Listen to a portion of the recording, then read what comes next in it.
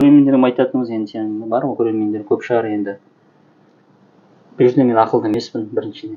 Әркім өзінің пайдасын алады, зиянын өзі көріп жатса дұрыс емес жегені, жаңағы қателіктен қорықпайды дедік қой.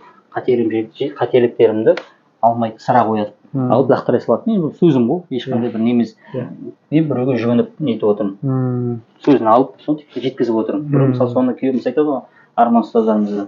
Келеді мына уақыт насихатқа. Уағыз насихатқа. Сосын отырады да, біз тыңдай саламыз осылай. Бірақ бұл осылай айтқан уағызды ол қанша түндер дайындалып келдік та. Қай ұстаз болса да дайындалып келдік та. Сізде рахат дейді да. Бүкіл мен оқыған қанша кітаптарын көзім айын тауып келіп тұр да. Соны сен бір сағатта түнімен 4-5 сағат ұйықтамаған уақытты бір сағатта ала қойдың да, жұтып қойдың да, дайын асқа тық қасық деген сияқты ала қойдың ілімді. Ол қанша дайындалды да, көрген жоқ та. Сол себептен кейбіреулер мысалы уақыт болмайды, не болмайды, дайын асқа бір тік қасық сияқты, тық қасық сияқты секілді мысалы. Мысалы біз білетінімізді айттық, бәлкім бұл пайдасы тиер.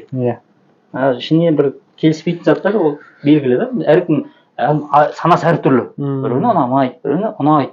Сол себептен ешкімге бір жаңағыдай бір нетпейміз. Ұнау үшін істемейміз. Осы бір артын шығып кетсе екен деп. Мақсат одан емес. Сен маған бір жаңағыдай өзің жаңағыдай неттің ғой енді. Бір тамшыдай пайдамыз тисе басқаларға. Себеп болып қалар деп.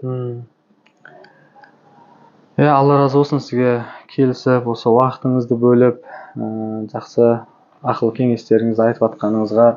Қазір енді бұл сұхбатты түсірген себебім қоғамда жаңағыдай небір хайппен, жаман тәрбиемен, боғауыз нәрсемен танылып, бірақ ақыл айтып, сұхбат айтып отырған, қоғамды бұзып отырған адамдар көп та. Сол себепті бізде қолдан келгенше жақсы сөзімізді айтып, сөйлесеңдер жақсы сөйлеңдер немесе үндемеңдер дейді ғой.